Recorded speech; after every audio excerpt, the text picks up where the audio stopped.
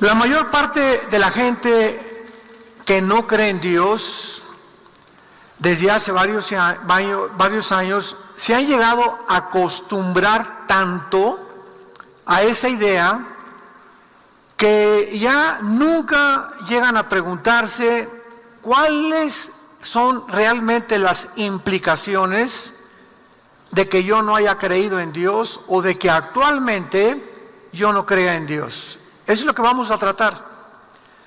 Porque mucha gente dice, bueno, ¿sabes qué? No me importa si existe o no existe Dios. Yo voy a vivir tal como estoy. Pero no se hacen esa pregunta. No saben que todo aquello que sembramos lo tenemos que recoger. Y que las ideas fructifican en el cerebro, para bien o para mal. Ellos piensan que solamente así están contentos y felices. Y pues mi maestro me dijo que él no creía en Dios, o en la universidad casi no creíamos en Dios y nos reímos de los que creen en Dios. Pero vuelvo a repetir, vamos a enfocarnos en las consecuencias de la vida sin Dios. Así pues, tratar de demostrarle a alguien la existencia de Dios, debemos ayudarle antes a preguntarle por qué es importante, vital y razonable creer en Dios. Creer en la existencia de Dios es un asunto que debe ocupar el centro de nuestra vida.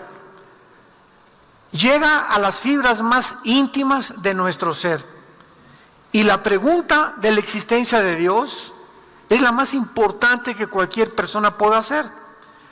Cuando llegan los jóvenes a decirnos a nosotros, los pastores, muchas veces, pues me quiero casar y quiero formar una nueva familia, etcétera, etcétera, les hacemos dos preguntas que son las más indispensables para poder garantizarte o darte un fundamento fuerte, profundo de tu destino, de tu vida, de tus hijos y de la familia que vayas a formar. Y la pregunta es, ¿tienes a Jesucristo en tu corazón?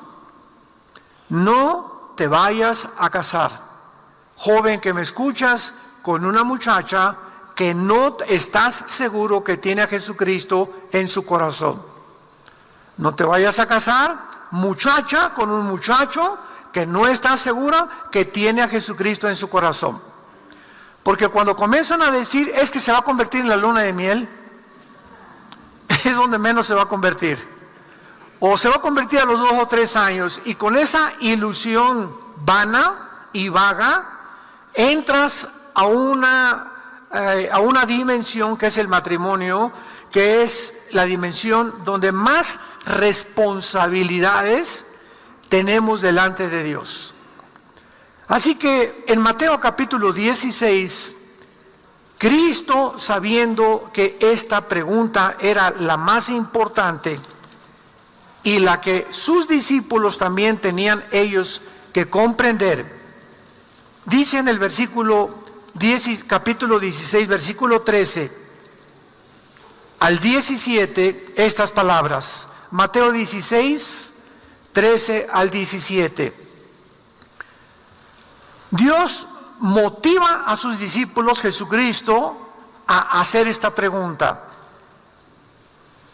Él les dijo, versículo 13 al 17 de Mateo 16,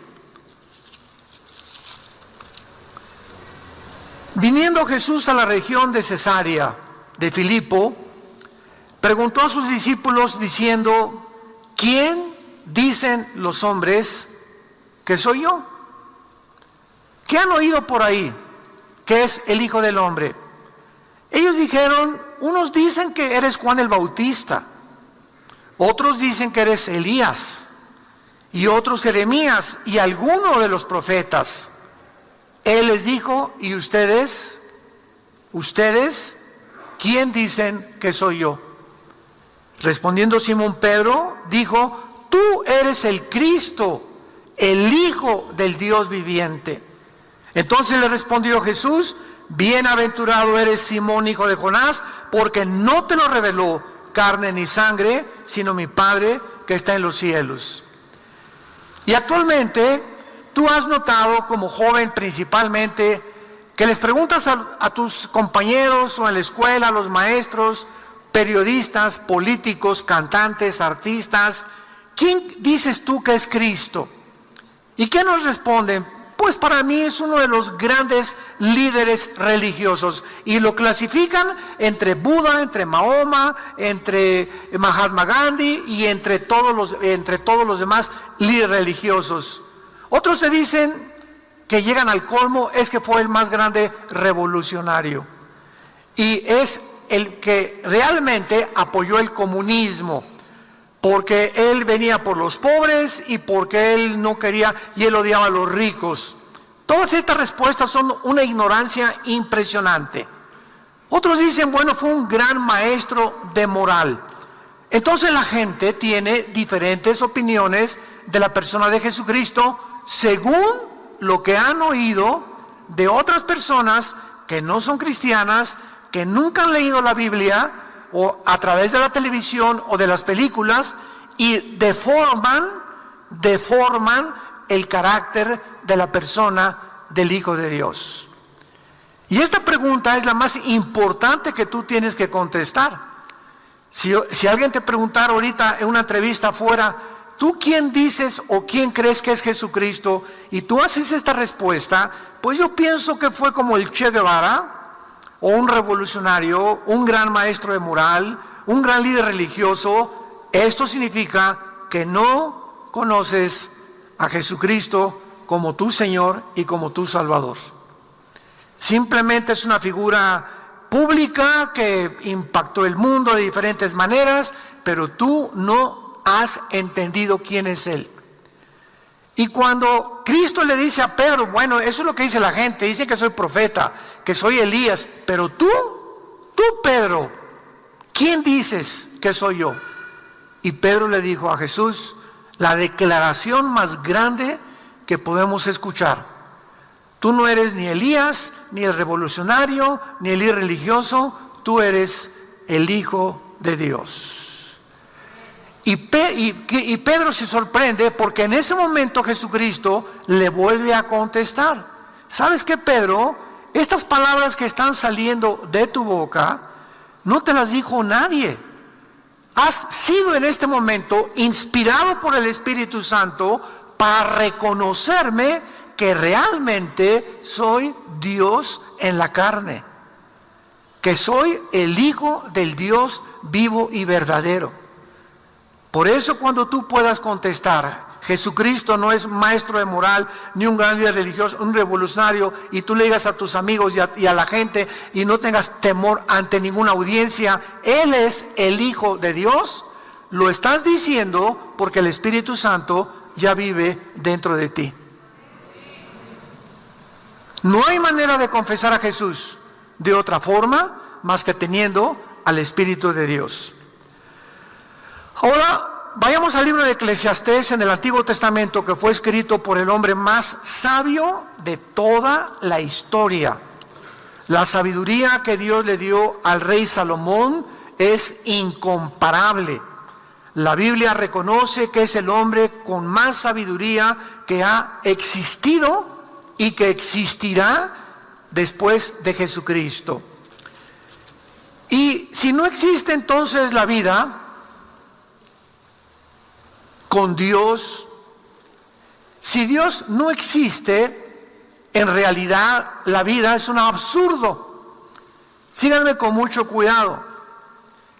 Y todas estas conferencias que he tenido hace 20, 30, 40 años, de otra forma, con ateos, escépticos, agnósticos, es la forma en la que ellos nunca se han puesto a pensar más que lo que les enseñaron en la escuela, y no han razonado lógicamente para poder realmente evaluar qué ha sido la irracionalidad más grande que existe, que un hombre diga Dios no existe. Ahora actualmente ya el ateísmo ha declinado enormemente. ¿Por qué? Porque el ateísmo actualmente ya no se puede sostener filosóficamente. ya es imposible sostener filosóficamente. Y hace 3000 años en un salmo, Salmo 14, ya David decía, dice el necio en su corazón, no hay Dios. Cuando una persona dice que no hay Dios, le preguntas, ¿verdad? ¿A dónde lo fuiste a buscar? ¿Qué te hizo concluir que Dios no existe? Mi compadre me lo dijo, o mi amigo en la escuela, o el maestro que me está enseñando civismo, me está enseñando filosofía, dice que es un absurdo la existencia de Dios. Pero nunca, ahí se quedan con esas respuestas y nunca investigan de una forma lógica qué implica que Dios no exista y a dónde vas a llegar si mantienes esta ideología en tu corazón. En el capítulo 2 de Salomón, cuando Salomón vivió como un multimillonario, un trono de oro, más de 1000 mujeres. Tenía el lunes a Miss México, el martes a Miss Guatemala, el miércoles a Miss España, el jueves a Miss Francia, solamente para darles a entender de aquellas personas que dicen, no, si yo tuviera 2 o 3 estaría más contento que con la que tengo ahorita. Y siempre estamos moviendo nosotros a que podemos encontrar algo mejor que Dios. Y cuando Salomón tuvo eso y Dios le dijo, ok, te voy a dar permiso que tú tengas todas esas mujeres. Te voy a dar permiso que tengas todo el oro del mundo, Salomón. Porque cuando tengas todas esas cosas y todos los vinos y los payasos que tenía y los cantantes que lo estaban entreteniendo siempre, y los viajes que él hizo, etcétera, etcétera, y las relaciones políticas que desarrolló Salomón en el Medio Oriente, después de que tuvo todo eso, escribió el libro de Eclesiastés.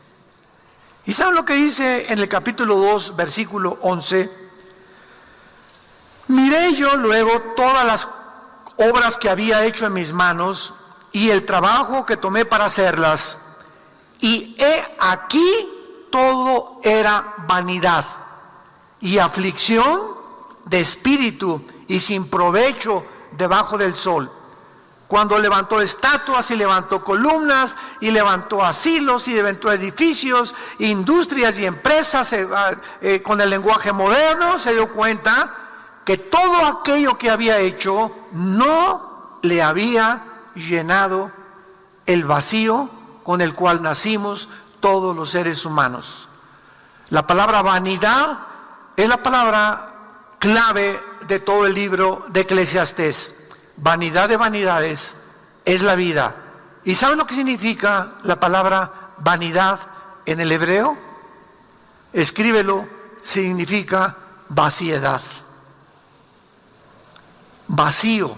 Todo está carente de propósito, significado y de valor fuera de Dios en la Biblia. Luego en el versículo 15 dice Salomón, entonces dije yo en mi corazón, ¿cómo sucederá al necio? Me sucederá también a mí. ¿Para qué pues he trabajado hasta ahora por hacerme más sabio? Y dije en mi corazón que también esto era vanidad. Dice Salomón, bueno, si todos vamos a morir, el carpintero va a morir, el pintor va a morir, el sabio va a morir, el presidente va a morir, el cantante famoso va a morir, todos vamos a morir. Entonces, ¿quién puede determinar quién es más grande en medio de nosotros? Todo es vanidad, todos tenemos que morir algún día. ¿Para qué entonces estudio? ¿Para qué entonces trabajo y me afano por levantar un imperio? Ya que levanto el imperio, ya soy dueño, ya tengo casas, ya tengo empresas, etcétera, etcétera, y me rodeo de todas estas cosas. Mi esposa me dejó. Mis hijos están diciendo, estamos esperando que se muera el viejo para quedarnos con la herencia. Y cuando llegan todas estas personas a este punto, descubren que su vida fue un vacío. El más grande rock and rollero del siglo XX, Elvis Presley, rey del rock and roll. Antes de cumplir 50 años, tenía una fila de mujeres en la esquina de su casa en Memphis, Tennessee, esperando acostarse con él, pasar una noche con él. Pero así una fila de mujeres, puras muchachas jóvenes, guapas, bonitas, que querían tener una relación con él. Él se encontraba, mientras en su casa, comenzó a engordar, comenzó a drogarse y comenzó a tener relaciones homosexuales con uno de sus guardaespaldas. El rey del rock and roll, sus últimos shows en Las Vegas, ya no sabía lo que estaba diciendo, balbuceaba y hablaba tonterías. Un día a las 12, 1 de la mañana, en su casa, se levanta de su cama, le da una especie como ataque al corazón y muere en el baño, sentado en el migitorio, ahí sentado con la Biblia en Primera de Tesalonicenses capítulo 4, donde dice que Cristo viene a arrebatarnos algún día por nosotros. Él conoció el Evangelio y supo el Evangelio, pero nunca se entregó al Evangelio ni a seguir a Jesús. Y tuvo todas las mujeres, era el rey del rock and roll. ¿Y quién fue el rey del pop? Tu ídolo, Michael Jackson. ¿Qué pasó con este muchacho? Un fenómeno. Dios le dio un talento como Elvis Presley en la voz, y este muchacho como bailarín es un talento que viene de Dios, y le dio ese talento, y no ha habido una persona con esos bailes como Michael Jackson. Impuso un nuevo estilo de bailar. ¿Y qué pasó con este muchacho? Cuando ya estaba con todo, construyó una Disneylandia en su casa. Tenía juegos para los niños, y se dio cuenta que no tenía atracción por las mujeres, que no tenía atracción por los hombres, tenía atracción por los niños. Era un pedófilo, un pederasta, violó a más de 35, 40 niños, y los invitaba a su casa y los papás se los prestaban. Oye, vas a pasar vacaciones con Michael Jackson. ¿Qué niño no quiere estar ahí en los juegos y en las rebaladías que tenía y en los tratos y los videos que tenía? Y violaba a los niños en su cuarto. Y después de que él muere, sacan a la luz, las coladeras se abren, porque no hay nada que pueda quedar encubierto. Y descubren que el artista al que todos admiraban, era una persona enferma, que al morir él dijo: yo no sé si soy hombre o soy mujer. Todos estos ejemplos simplemente nos muestran que nosotros adoramos y admiramos a gente que creemos que porque tienen fama y publicidad y dinero han logrado el éxito en las vidas. Y la Biblia nos dice todo, absolutamente lo contrario.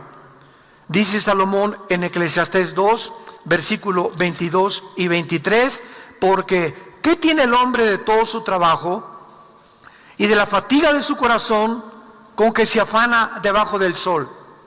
Porque todos los días no son sino dolores, y sus trabajos molestias.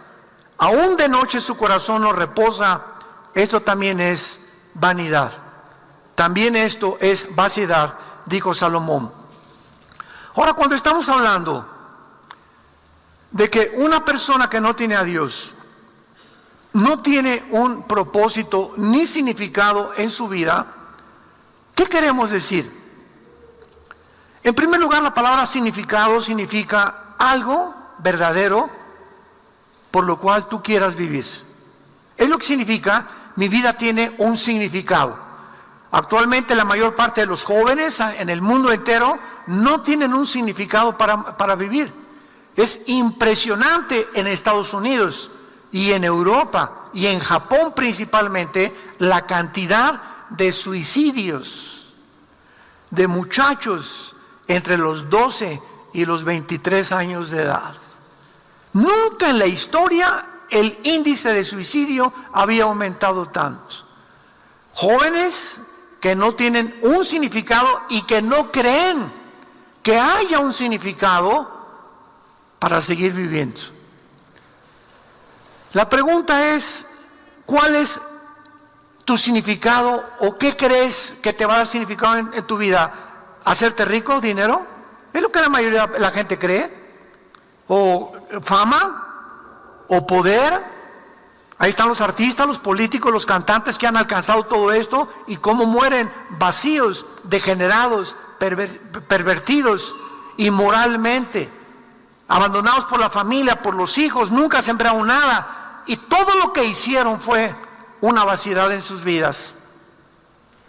Cristo dijo en Marcos 8:36, ¿de qué le sirve al hombre ganar al mundo si pierde su alma? ¿De qué te sirvió haber hecho todo lo que hiciste, Elvis? Michael, ¿de qué te sirvió que te adoraran y brinque por acá? Y ahora, ¿cómo acabaste? No es como comenzamos, sino como terminamos, lo que le da dignidad y valor a la vida. No es como comenzamos, sino como terminamos. Muchos comienzan muy bien. Y yo lo he visto en mi propia llamamiento que Dios me ha hecho para predicar la palabra de Dios. He conocido infinidad de pastores.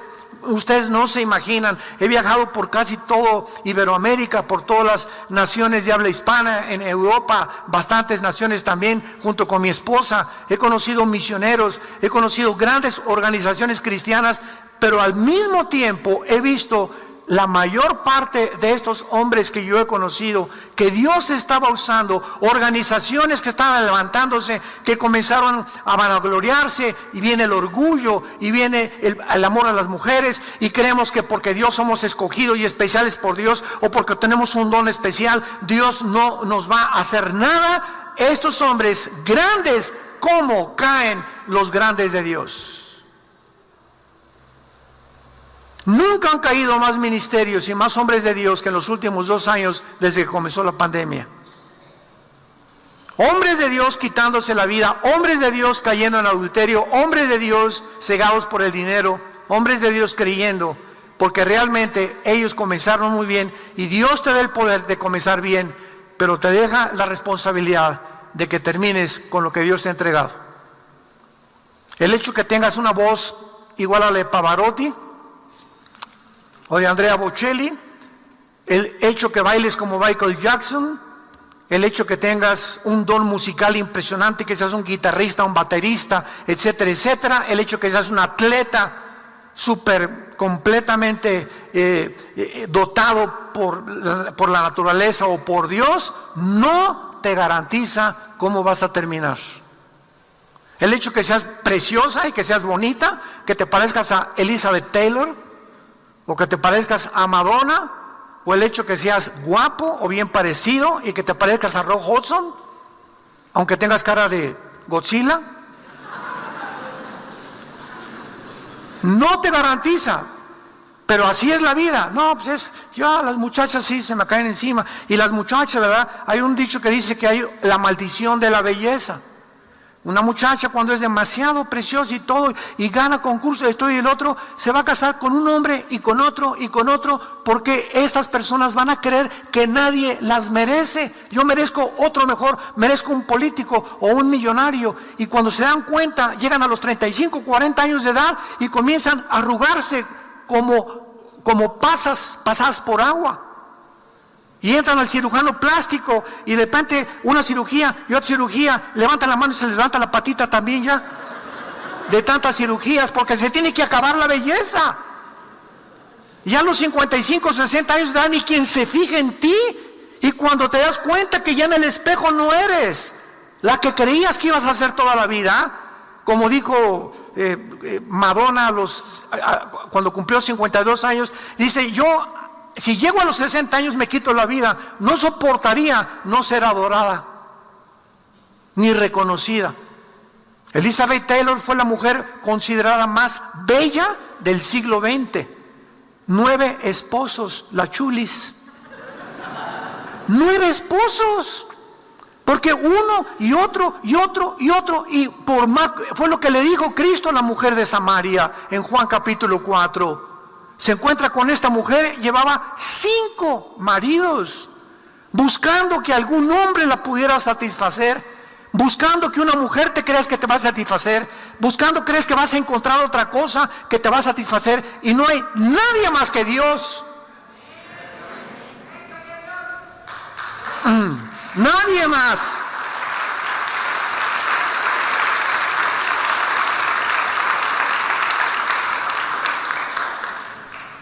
Jesús le dijo a la mujer de Samaria: mujer, de esta agua, sigue buscando hombres y vas a seguir teniendo sed.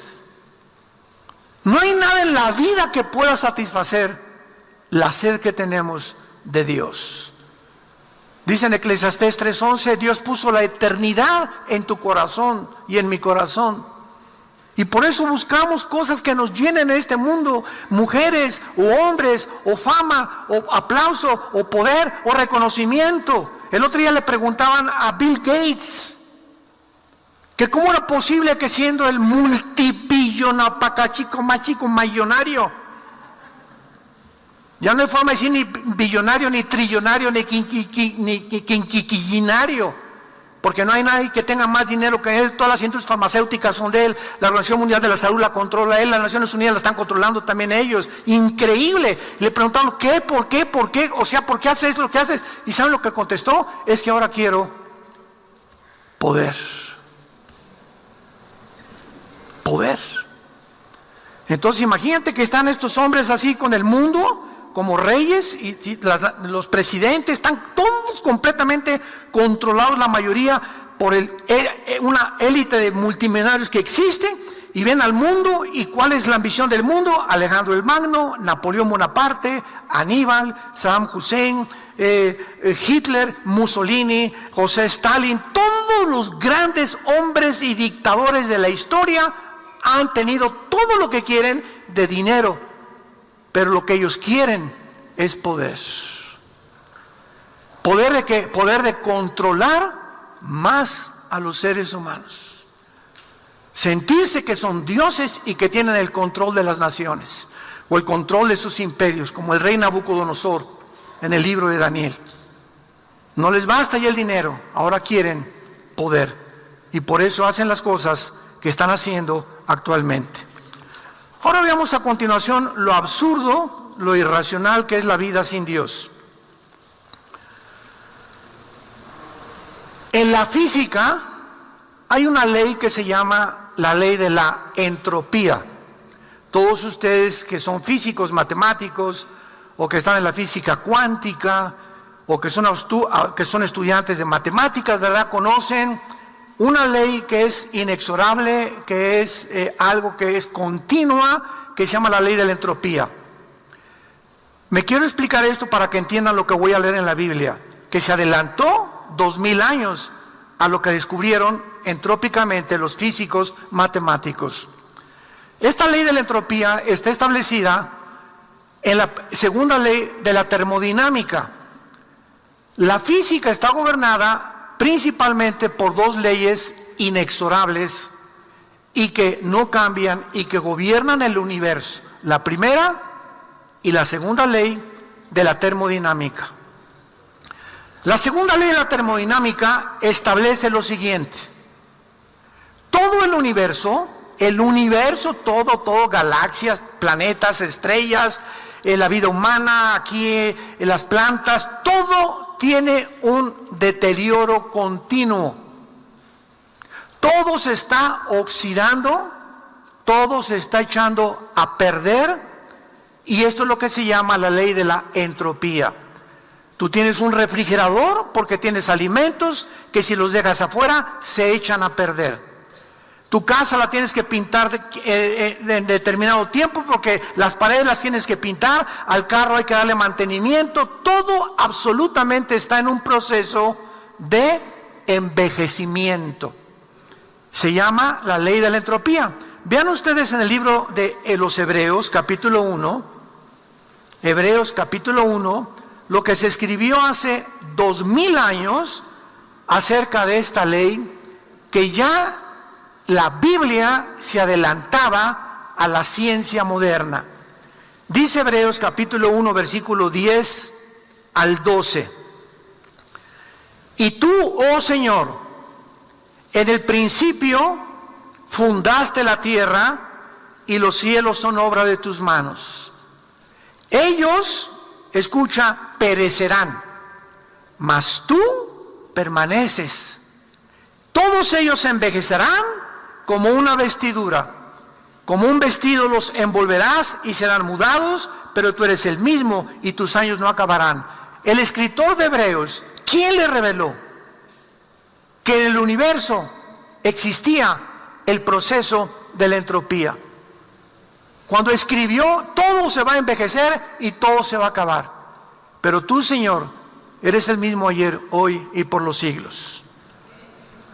La ciencia nos dice actualmente lo que la Biblia hace 2000 años que escribió Hebreos, lo confirma, que los cuerpos de las estrellas, las galaxias, están expandiéndose. El Sol está perdiendo millones de toneladas más a cada segundo. El Sol, todas las estrellas eventualmente se van a quemar, toda la materia se va a colapsar en estrellas muertas, hoyos negros. Pero la Biblia profetiza, después de que esta ley de la entropía deje de funcionar, un mundo mejor.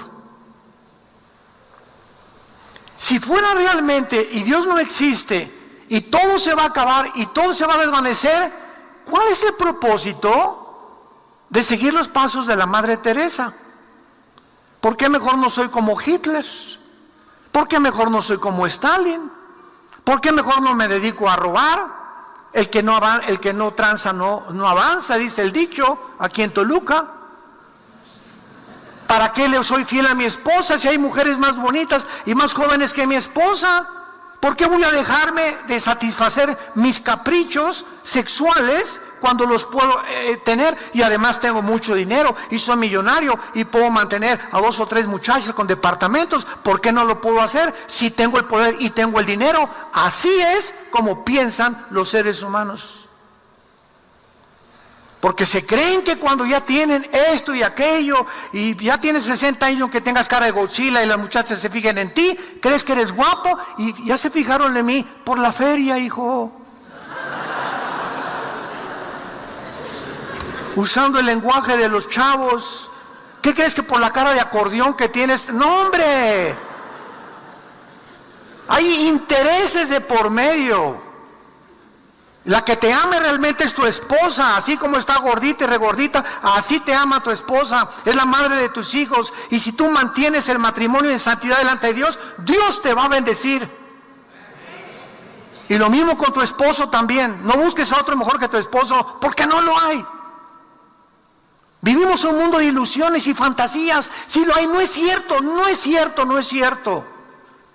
Hay aquellos que juegan con el fuego, dice Dios, porque se van a quemar. ¿Y por qué, hijo mío, andarás tras la mujer ajena? Porque los caminos del hombre están delante de Jehová y Él considera nuestras veredas. Te he dado una esposa, te he dado un hombre para tu matrimonio, para el padre y para la familia que están formando. ¿Por qué crees que vas a encontrar algo mejor? El pecado engaña, el pecado endurece. La Biblia nos promete que cuando todo esto desaparezca, no va a quedar el mundo completamente sin ningún propósito ni ningún significado, como dicen los ateos. Todo se va a acabar, todo vamos a desaparecer. ¿Cuál fue el propósito de todo lo que vivimos entonces?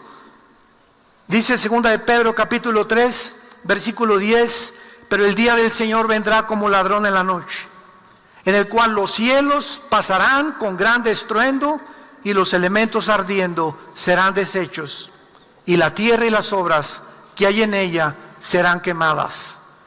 Puesto que todas estas cosas han de ser deshechas, ¿cómo no deben ustedes, nos hablan los cristianos, andar en santa y piadosa manera de vivir, esperando y apresurándonos para la venida del día de Dios, en el cual los cielos encendiéndose serán deshechos y los elementos siendo quemados se fundirán? Pero nosotros, ¿verdad?, los que creemos en Dios, esperamos, según sus promesas, cielos nuevos y tierra nueva, en los cuales mora la justicia. Tú, que no crees en Dios, no tienes ninguna esperanza de nada. De nada. Como me dijo un ateo, yo me voy a morir y en el polvo. Una vez, uno de los más grandes cristianos, científicos, compra el libro y restrégaselo así en la nariz a tu maestro ateo, Blaise Pascal. Matemático, filósofo francés, cristiano, tuvo un debate con un ateo. Y el ateo le dijo: yo, señor Pascal, no creo en nada. Yo, al lado de la muerte, somos polvo y al polvo regresamos, y no hay nada, ni resurrección, ni esperanza, ni nada después de la vida. Y Blaise Pascal, reconocido y sigue siendo como uno de los más grandes matemáticos de toda la historia y físico-matemáticos, le contestó al ateo: bueno, señor ateo, si usted cree en eso, y mi Señor Jesucristo tuvo realmente la razón de que hay una resurrección y vamos a seguir viviendo después de la muerte, ¿qué amolada se va a llevar usted? Porque si usted tiene razón, yo no pierdo nada. Pues si usted tiene razón, nos vamos al polvo, no perdí nada. Pero si Jesucristo tiene razón, usted acabará en el infierno. Así que prefiero seguir a Jesús. Esa es, y se llama lógica elemental. O sea, salimos ganando. Si no es cierto, no perdimos nada. Pero si es cierto, qué amolada y qué susto se van a llevar los ateos y los que creyeron que la vida era simplemente vivirla para esta realidad. Ahora, si todo está condenado a la destrucción, entonces, ¿qué importa, verdad, que podamos nosotros tener esperanza? Dice Apocalipsis 21, vi un cielo nuevo y una tierra nueva, porque el primer cielo y la primera tierra pasaron y el mar ya no existía más. Yo, Juan, vi la santa ciudad, la nueva Jerusalén, descender del cielo de Dios, dispuesta como una ataviada esposa para su marido. Y oí una gran voz del cielo que decía: he aquí el tabernáculo de Dios con los hombres, y Él morará con ellos, ellos serán su pueblo, y Dios mismo estará con ellos como su Dios. Enjugará Dios toda lágrima de nuestros ojos. Y ya no habrá muerte, ni habrá más llanto, ni clamor, ni dolor, porque las primeras cosas pasaron. Y el que estaba sentado en el trono dijo: he aquí, yo hago nuevas todas las cosas. Y me dijo: escribe, porque estas palabras son fieles y verdaderas. La palabra de Dios. Esta es la esperanza que tenemos nosotros los cristianos.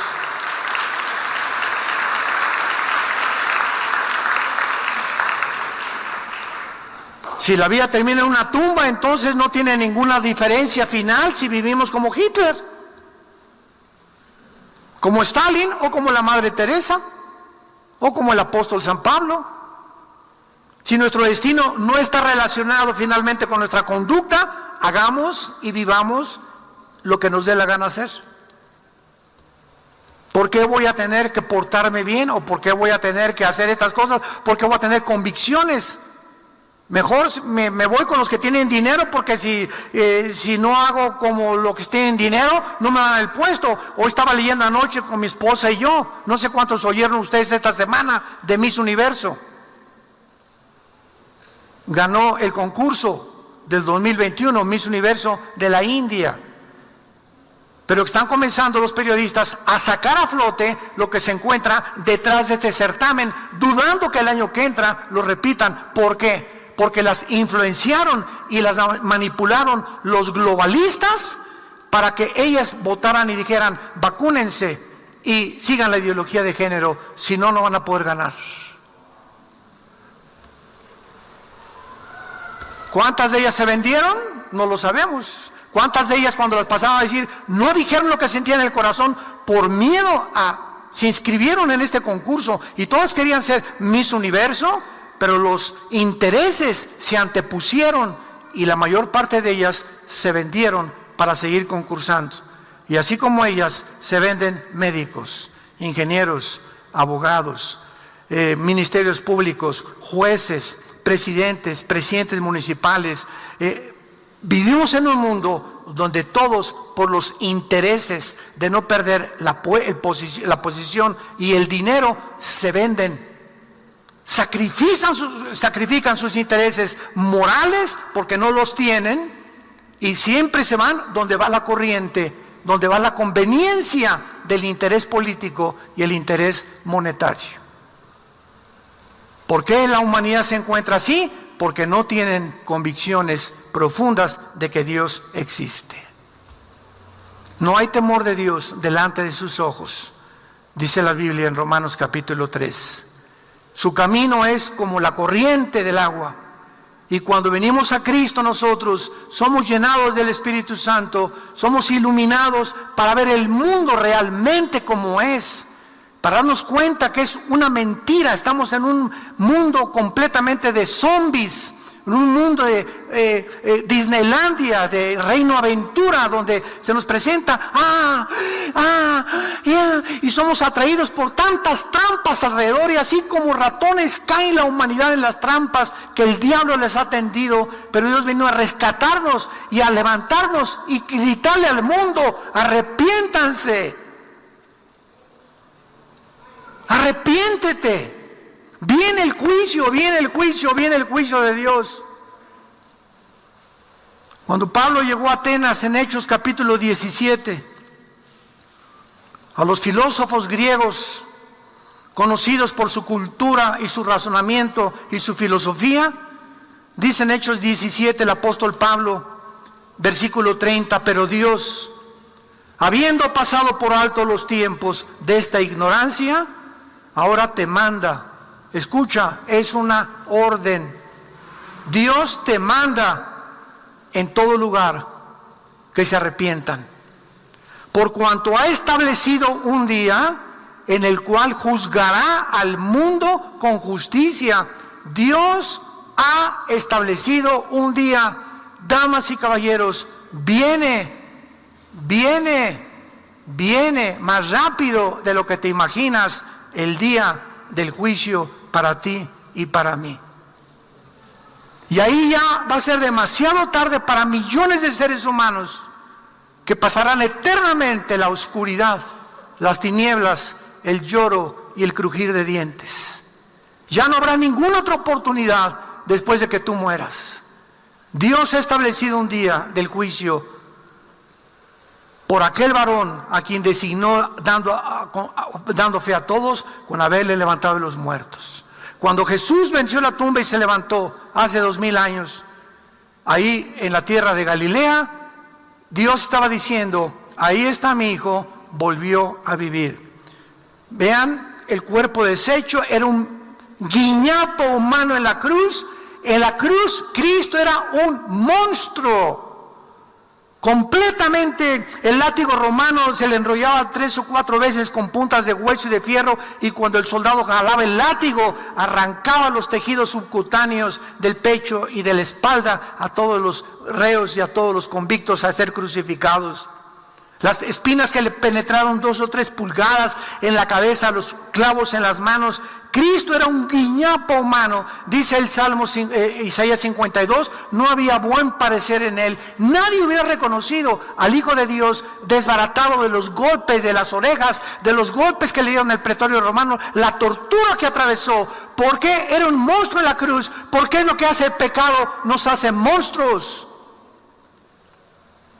El pecado nos convierte en monstruos, nos deforma nuestra vida, nuestros intereses, nuestro amor por la familia, nuestro amor por las convicciones morales, por una buena moral. Es lo que el pecado hace en el ser humano. Y Él vino a dar su vida por ti y a resucitar.